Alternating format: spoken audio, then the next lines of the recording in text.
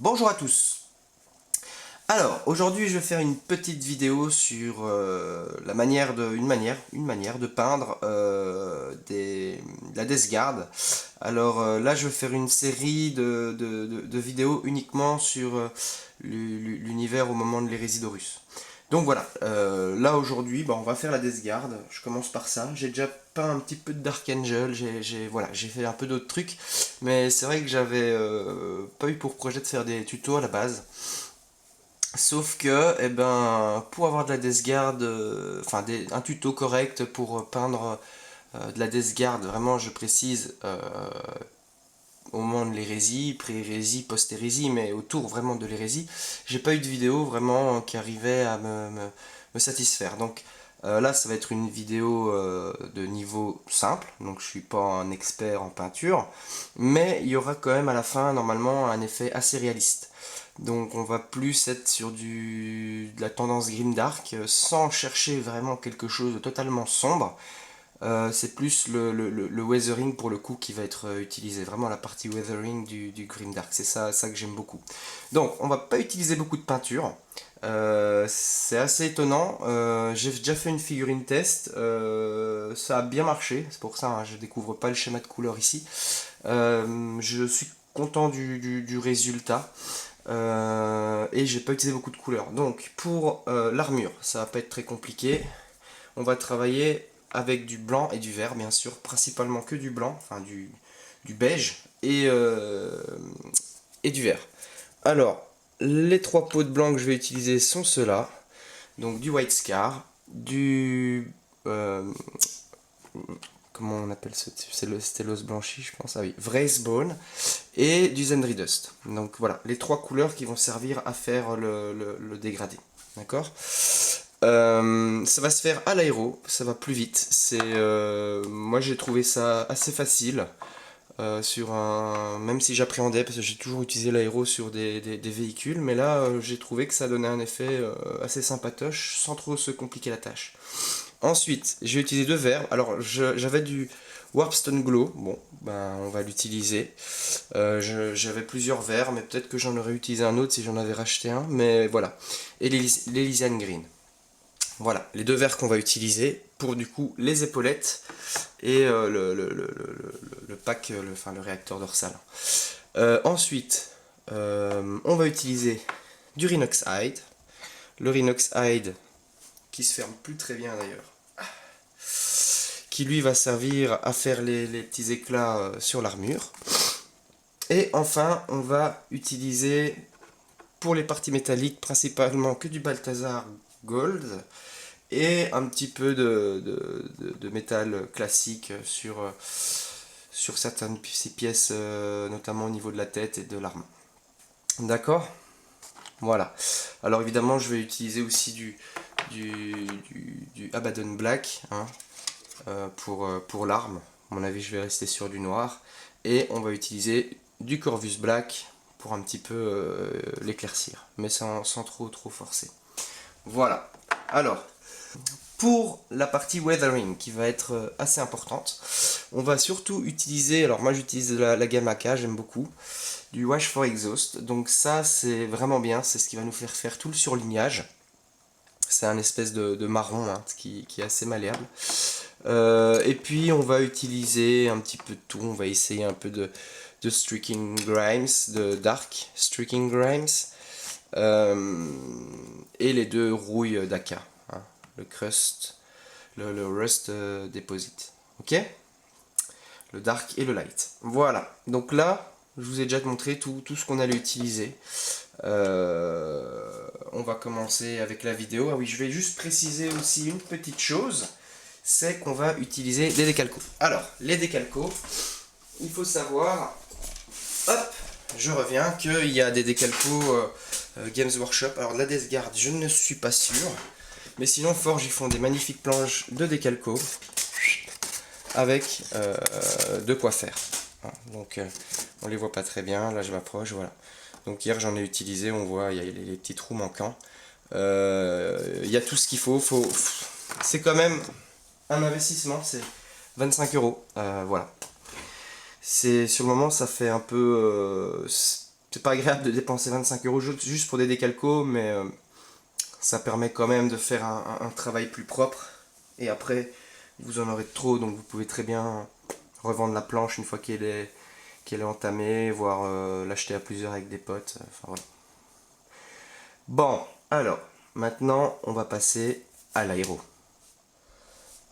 Donc voilà, alors, aussi, petite précision que j'ai omis. On va commencer donc la première couche, hein, tout était sous-couché évidemment. Moi j'utilise les bombes Game Workshop. Et j'ai acheté aussi les têtes propres à la Death Guard de Forge World. Ok.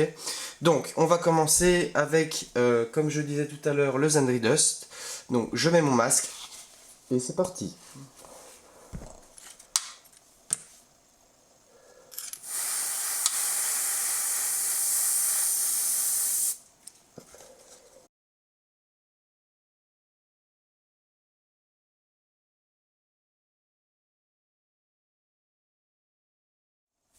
Donc voilà, j'ai fait ma couche complète de Sentry Dust. Maintenant, on va passer au Corax White, pardon, n'importe quoi. Donc là, comme j'ai dit, on va faire quelque chose de plus zénithal, d'accord? Donc, on va vraiment essayer d'avoir une couche du dessus.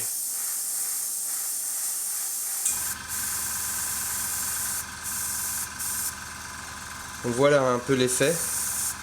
Donc voilà, ça suffit. On a bien travaillé les épaulettes, mais ça sert à rien. Pareil sur la partie inférieure.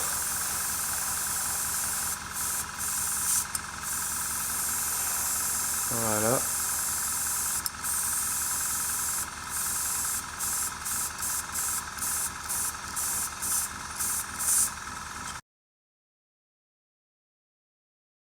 Alors voilà, maintenant on va passer sur une très légère couche de Wraith Brown. Donc vraiment très léger pour lier la partie blanche claire à la partie en Sentry Dust.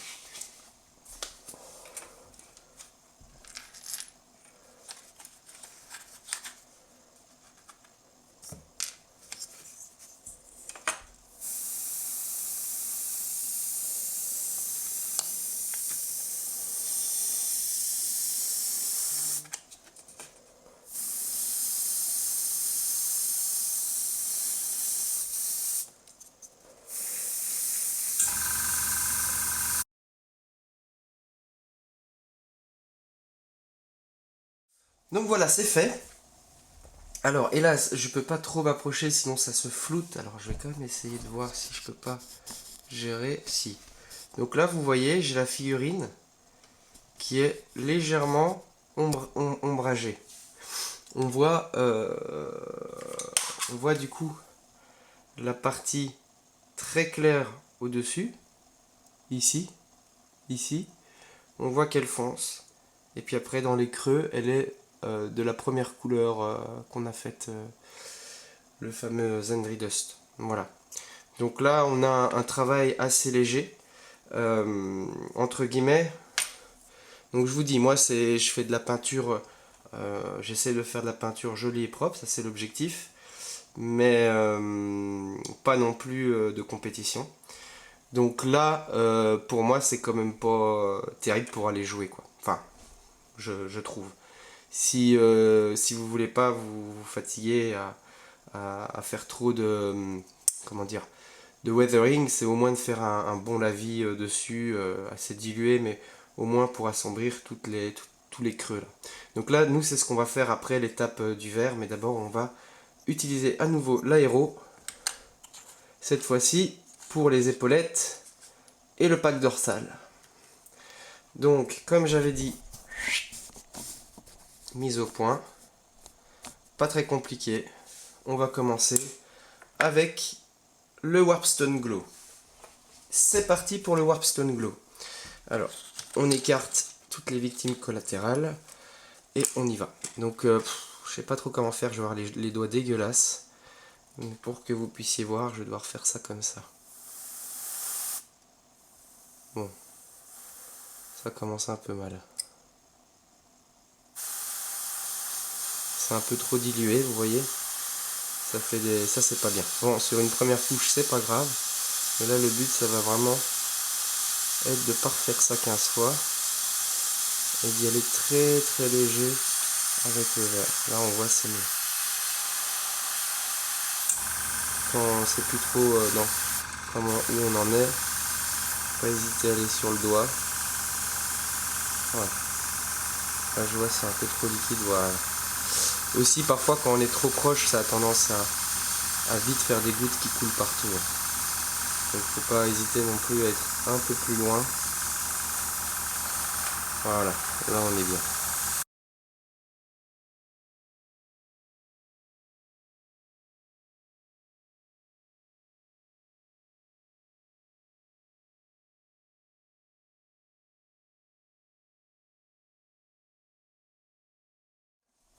Donc voilà, maintenant qu'on a fini avec le Warpstone Glow, on va passer à la couleur suivante qui est l'Elysian Green. Et donc là on va vraiment faire un léger passage pour remettre un petit peu de vert, un peu militaire sur les parties qui doivent être plus éclaircies par la lumière.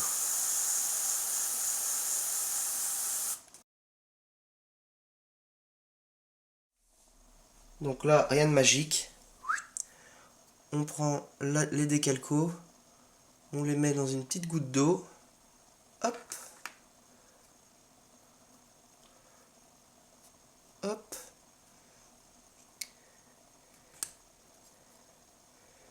Et hop.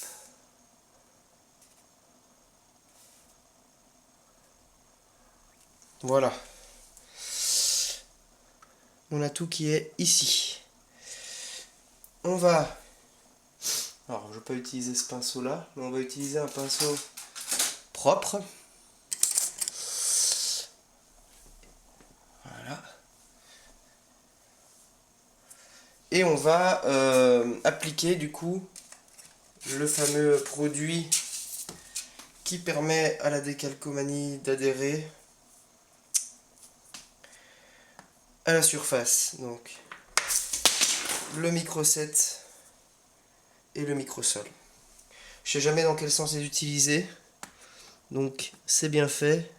Il y en a un avec un numéro 1 ici, vous le voyez pas, donc je remonte. Voilà, il y en a un avec le numéro 1, il y en a un avec le numéro 2, ça s'utilise dans cet ordre là. Hop. Donc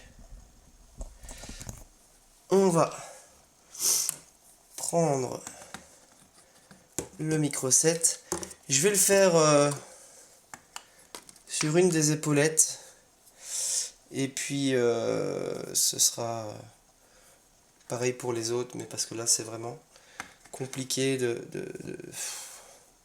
j'ai un peu du mal, je ne suis pas à la main.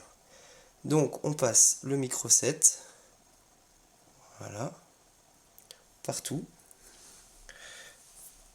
Hop.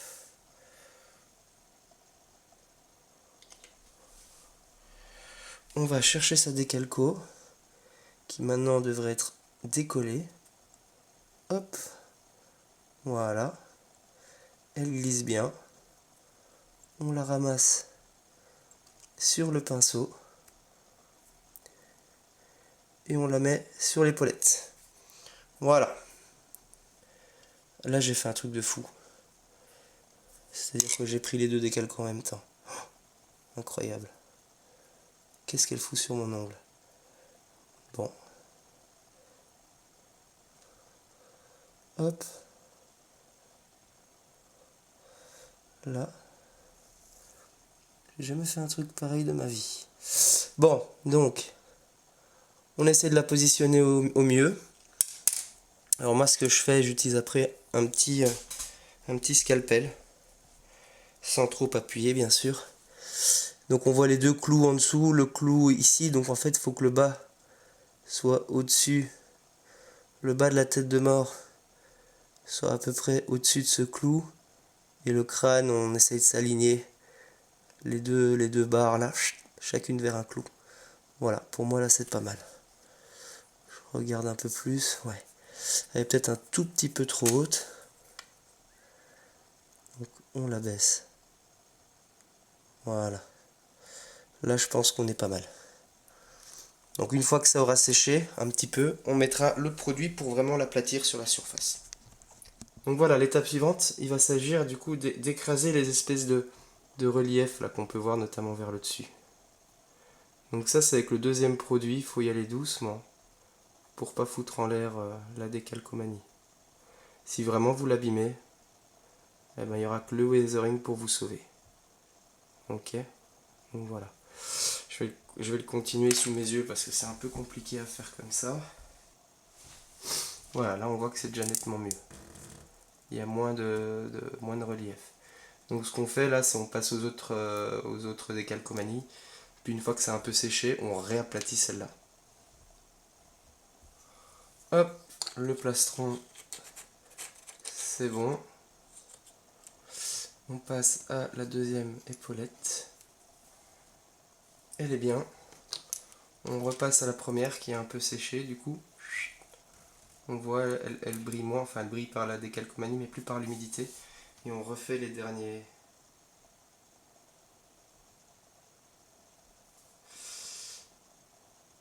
replis.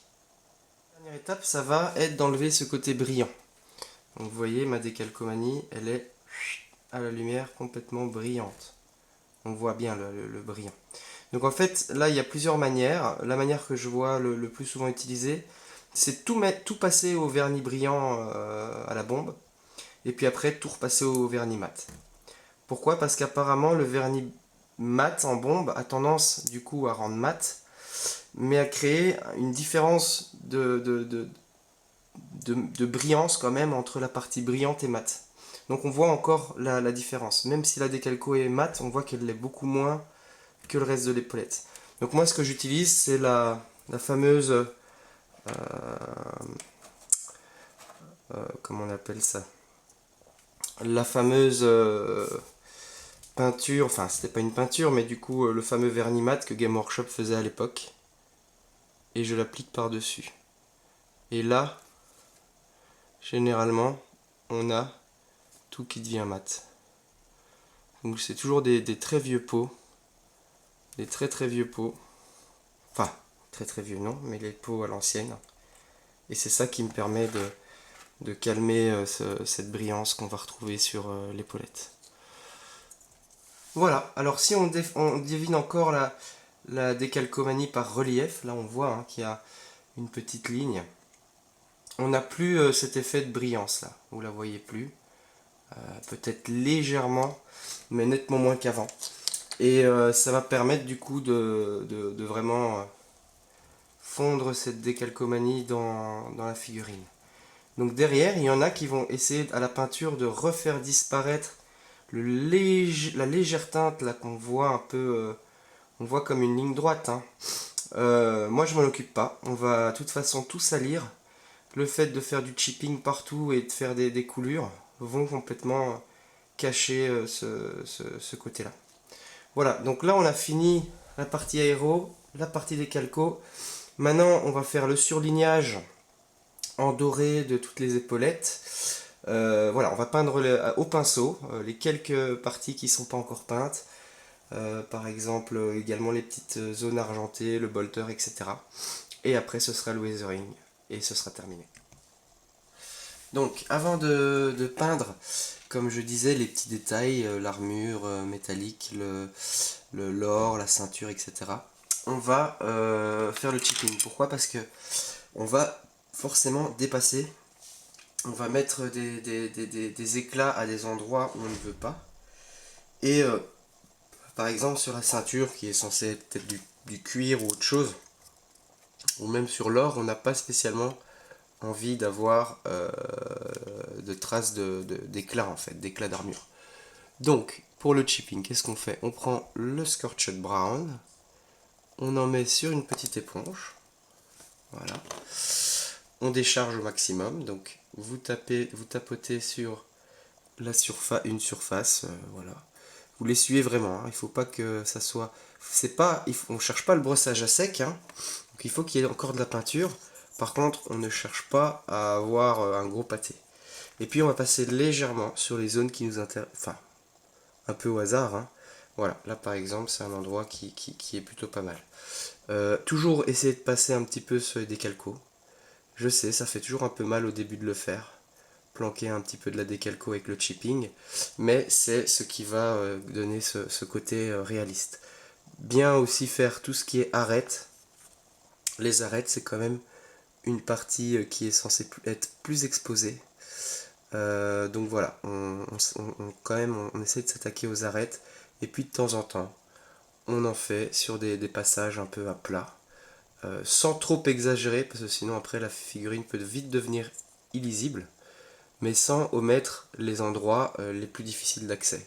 Hein, je pense notamment ici, on va avoir du mal à avoir de l'accès. Il faut vraiment essayer d'en mettre partout. Donc voilà, on va faire ça sur toute la figurine. On fait ça donc sur la partie blanche, on fait aussi ça sur la partie verte. Je vous montre un exemple sur ma décalco. Alors hop, voilà. On essaye aussi de masquer, hein, comme j'avais dit, les endroits où on sent qu'il y a une transition entre la décalco et, et le et l'épaulette. Voilà. Donc vraiment, pas hésiter. Le but c'est pas qu'on ait chaque détail de la décalco. Il faut qu'on puisse la comprendre sans être trop dans le détail. Là vous voyez cette décalco, elle a encore une petite réverbération de la lumière. On remettra peut-être un peu encore de vernis mat. Celle-là n'en a plus. Ok, pareil pour la tête, pareil pour l'arme. On fait ça un peu partout. Ok, je vais terminer en off. Donc voilà, on a terminé le chipping. Alors, pour voir de plus près, voilà à quoi ça doit un peu ressembler à cette étape. On est vraiment sur, voilà, de la salissure, des écaillures plutôt, à peu près partout. Toutes les arêtes y sont passées. Alors, une fois qu'on a fait ça, on va commencer la peinture en tant que telle au pinceau sur des zones qui ne vont pas, comment dire, qu'on va salir après mais qu'on va pas user de la sorte. Donc là c'est le moment de commencer la peinture, les peintures métalliques notamment, donc les épaulettes. On va bien faire du coup le doré partout au Balthazar Gold, d'accord. On va également peindre les zones métalliques.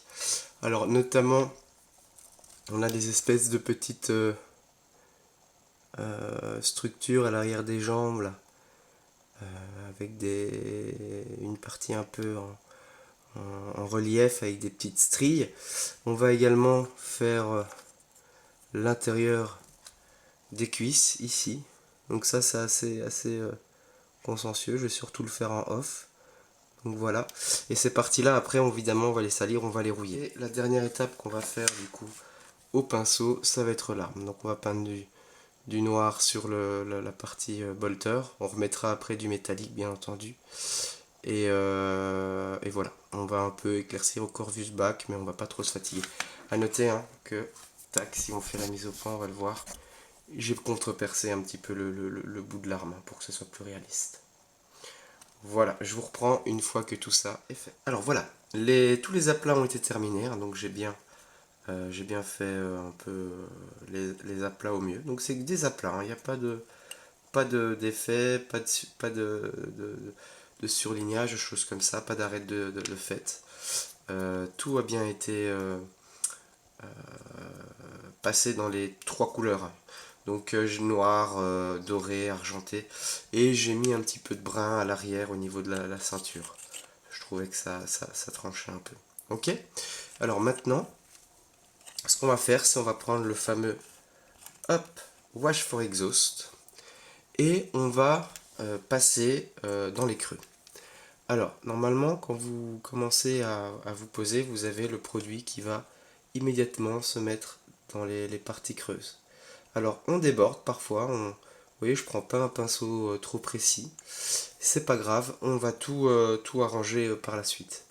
Donc pareil, hop,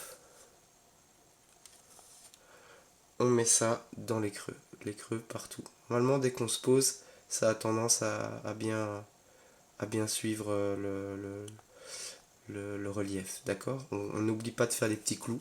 De temps en temps, on va peut-être en oublier un sans faire exprès, mais on les rattrapera après avec d'autres surlignages.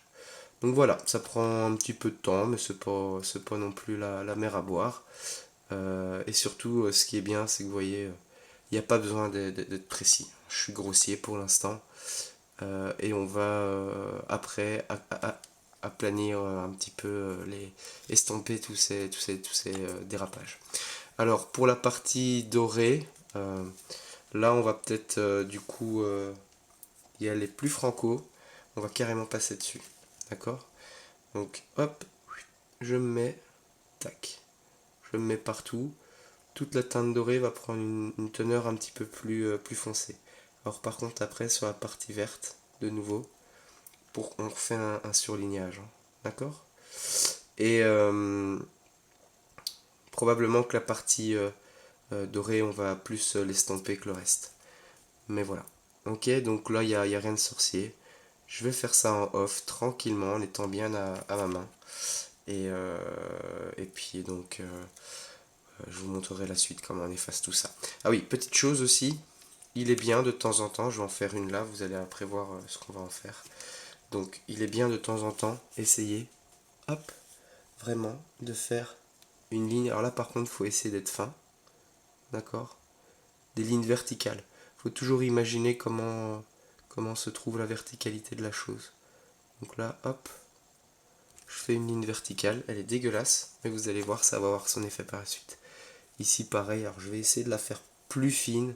Ça fera moins de travail pour la suite. Mais sinon, c'est pas grave, voilà. Sinon, c'est pas grave, hein. On va régler ça. Vous allez voir à quoi ça sert. Voilà, je termine en off. Et puis, je vous reprends. Voilà, ce à quoi doit ressembler votre figurine. Donc, déjà, je trouve que là, elle a un certain style. On est d'accord que c'est pas propre, mais quand on recule un peu et qu'on est de plus haut, elle est quand même jolie. Donc maintenant, la suite, ça va être le White Spirit. Alors, le White Spirit, donc là, c'est particulier. On sort un peu du White Spirit de la bouteille. Ça s'évapore vite, hein, donc ça sert à rien de la laisser ouverte. Donc là, je vous l'ai mise pour que vous la voyez. Et derrière, on va sécher le pinceau. Alors on essaie de prendre ici un pinceau d'étail fin. Je vais bouger la tête. Donc je vais montrer. Hop, là j'ai mis du White Spirit sur mon pinceau et je l'efface. Et ce qu'on va faire, c'est essayer de venir estomper tout ça. Donc, hop, on est en train vraiment d'estomper. Donc on voit que toute la peinture va commencer à s'enlever. Ah, Nurgle m'a contaminé, je suis désolé. C'est normal, je fais de la desgarde. Donc vraiment, vous voyez, on va essayer de garder une pointe sur le pinceau. Et pour les lignes verticales, on va essayer de les fendre. On va vraiment essayer de les ramener vers le haut. Hop.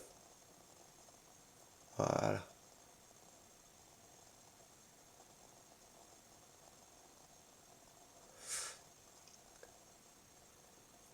Et voilà. On essaie vraiment d'estomper, de nettoyer les zones un petit peu trop franches. Donc vous voyez, là ça commence à être un peu plus réaliste. On n'a pas des gros pâtés de peinture et on a tout qui va un peu euh, se répandre de manière progressive sur les plaques d'armure. Donc là voilà, l'idée c'est vraiment de faire une coulure un peu de rouille, de crasse, ici pareil.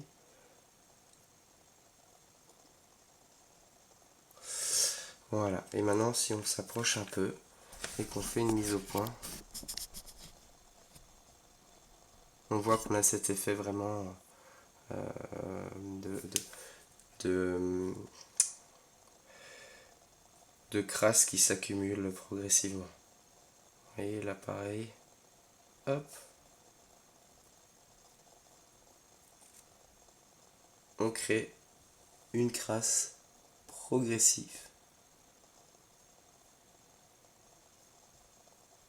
Et quand on a un peu de peinture sur le pinceau, vous voyez, ça permet de remettre une couche de brun qu'on va réeffacer ensuite en séchant bien son pinceau. sur la compresse ou le bout d'essuie-tout pour vraiment que celle-ci soit fine et pas un gros pâté dégueulasse.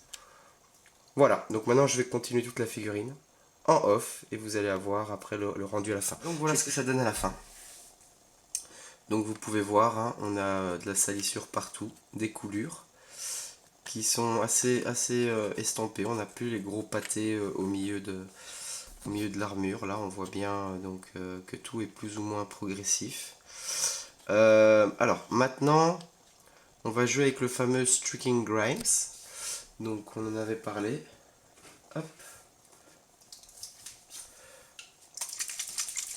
Et on va refaire quelques lignes par endroit, d'autres coulures, dans une autre couleur du coup. Et on va utiliser les deux rouilles. Alors, pour les deux rouilles, on va utiliser le crust, le light et le rust, le dark, pardon. Le crust est vraiment, on voit, bien orangé. Donc lui, on va l'utiliser pour faire quelques lignes fines qui descendent et quelques clous. Les clous qu'on a oubliés, voire quelques clous qu'on n'a pas oubliés, qu'on va refaire par-dessus. Faut vraiment pas trop abuser, sinon ça devient vite n'importe quoi. Parce qu'en fait, elle est assez dure à tamiser cette couleur-là. Elle a tendance à vite faire un halo, pas beau. Donc si on en met beaucoup, on doit faire plein de passages au White Spirit. Cette partie-là va être plus pour rouiller des zones un peu plus plates, un peu plus rondes.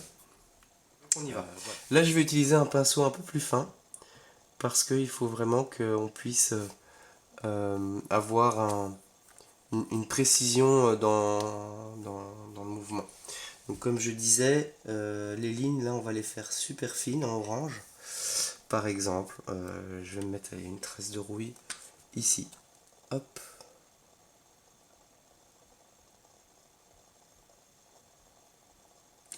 Là. Donc on la voit pas trop. On va en mettre. La peinture disons que parfois elle n'est pas tout à fait homogène sur le couvercle, elle va être beaucoup plus dure. Dans la partie du pot, elle va être plus liquide. Donc voilà. Là j'ai fait ma ligne. Pour les clous, là on va utiliser une peinture un peu plus fluide. On va plus se servir dans le pot pour que ça prenne bien le tour du clou. Donc par exemple, tiens, bah là il y a deux clous que j'ai oubliés. On y va.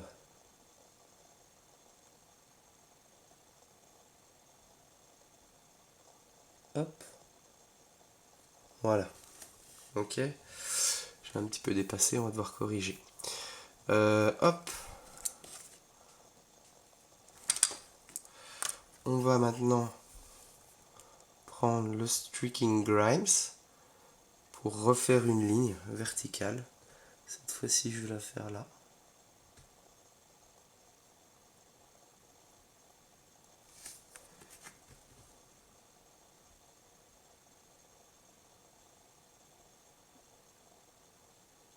Je suis pas trop à ma main, ça se voit. Et alors je parlais de la dernière rouille, la plus rouge, que elle on va faire sur certaines zones un peu plus plates. Donc par exemple ici. Tac. Je tamponne un peu, faut pas que ce soit un gros pâté. Voilà.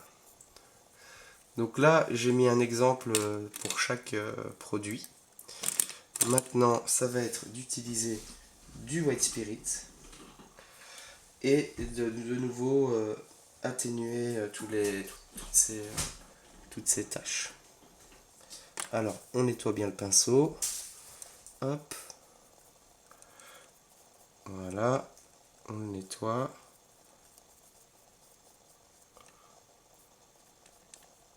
Voilà. On remet un petit peu de White Spirit dessus. Là il est propre. Là on voit il n'y a plus d'halo de couleur qui se forme. Hop, on l'essuie bien.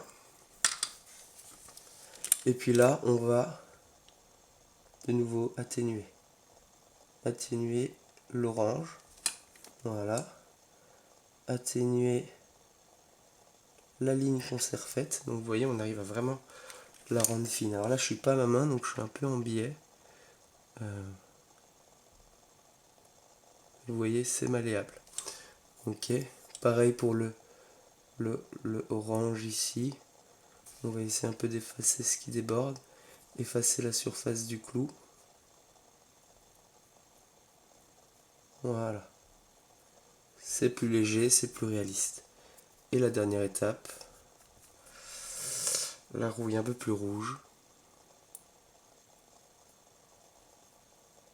Voilà, là on l'a vraiment un peu plus tamisé. Donc parfois on tamponne comme ça, c'est bien. Voilà, donc si vous voulez une petite mise au point,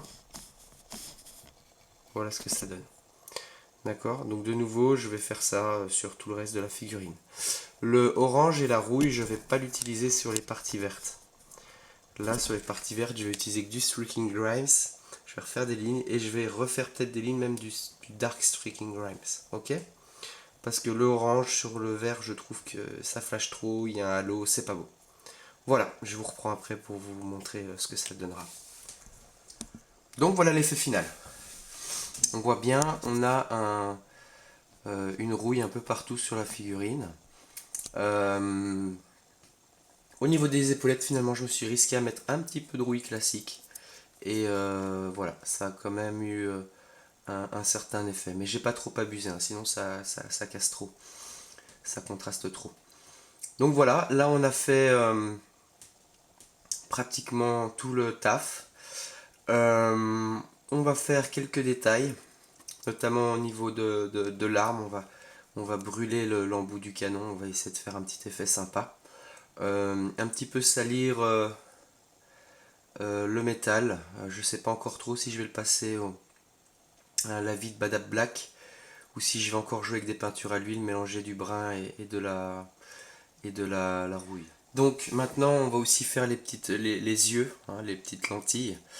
Là on va essayer de faire un petit peu de rouge-orange, enfin quelque chose de classique. Et on va un petit peu éclaircir tout ce qui est doré. Donc je vais essayer de légèrement brosser, mais vraiment légèrement, et avec un petit pinceau pour pas en foutre sur les armures, du lait Belcher. Voilà. Ensuite, dernière chose, on salira les pieds. Donc les socles, en fait, ce que je fais, c'est je colle la figurine en plastique sur le socle avec de la super glue. Ce qui me permet après de mettre de la colle PVA partout sur le socle, faire mon flocage, laisser sécher et après décoller la figurine. Ça me permet de travailler tout le socle de manière tranquille et puis recoller la figurine à l'endroit où il n'y a pas de soclage. Et donc je mettrai probablement un peu de pigment rouge, un peu style terre martienne, sur le bas des chaussures. Pourquoi j'ai pris cette couleur de socle? Parce que j'ai envie de faire en fait toutes mes légions sur les mêmes couleurs de socle. J'avais pas 50 000 possibilités. C'était soit de la terre brune, soit de la terre rouge, soit des ruines, soit quelque chose de tropical. Alors, directement, tout ce qui est tropical, on l'a éliminé. Tout ce qui est gris, j'aimais pas trop parce qu'en fait, les ruines grises, il y aurait trois légions qui n'auraient pas ressorti très bien dessus. C'est les Dark Angels, les Iron Hands et les Corvus Corax, la Ravengard. Donc là, avec un sol rouge, il n'y a que les Blood Angels qui vont un peu moins ressortir. Mais bon, j'ai opté pour ça. J'aurais pu prendre du brun, il n'y a pas de légions qui sont bruns, donc tout serait un petit peu contrasté avec le socle. Mais comme j'ai fait une centaine de figurines de la Death Corps of Krieg sur de la boue, j'en ai marre du brun, donc voilà, j'ai pris autre chose. Donc j'expliquerai comment faire les socles ailleurs. Là, je vais terminer les petits détails et puis vous montrer l'effet de la figurine une fois terminé. Donc voilà, j'ai fait les derniers petits détails, vous voyez notamment les yeux. J'ai assemblé la figurine. J'ai un peu noirci, enfin voilà, brûlé le bout du canon. J'ai fait l'arme. C'est pas la partie que j'ai le mieux réussi, le noir, à réfléchir si je peux pas encore un petit peu l'arranger. Le socle a été fait. Donc comme je vous ai dit, hein, hop, il est pas collé dessus, ça permet de bien faire le socle sans que la figurine n'en souffre trop. Donc maintenant la dernière petite étape, c'est un petit détail, mais de taille. Ça va être de lier la partie basse de la figurine au socle, ce qui veut dire la salir. Donc on va reprendre les pigments qu'on utilise pour le socle, donc dans mon cas là c'est de l'ocre rouge.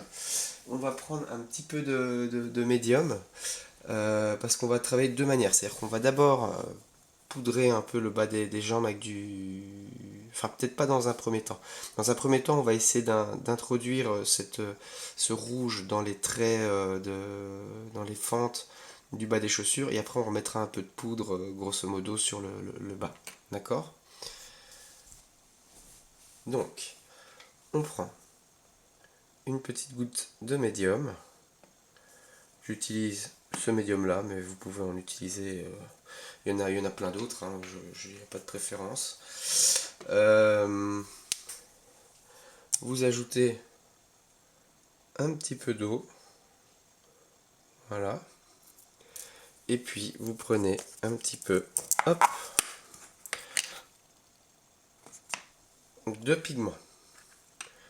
Vous faites votre mélange, donc le médium, hop, un peu d'eau.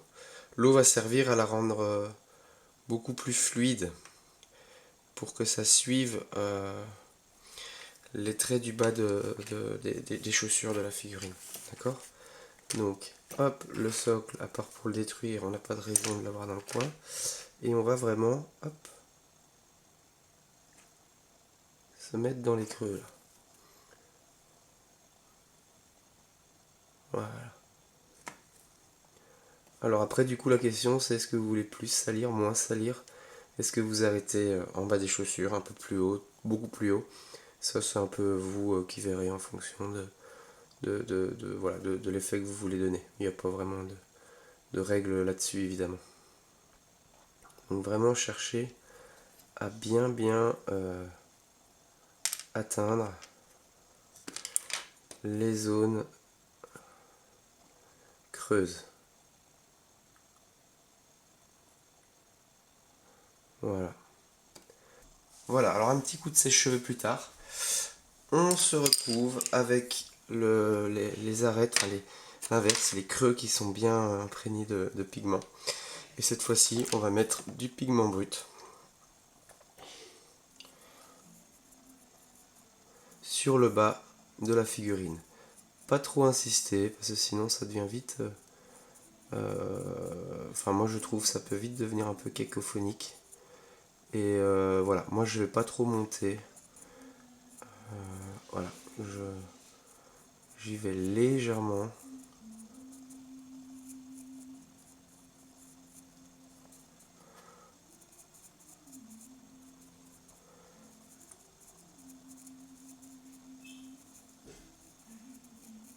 Voilà.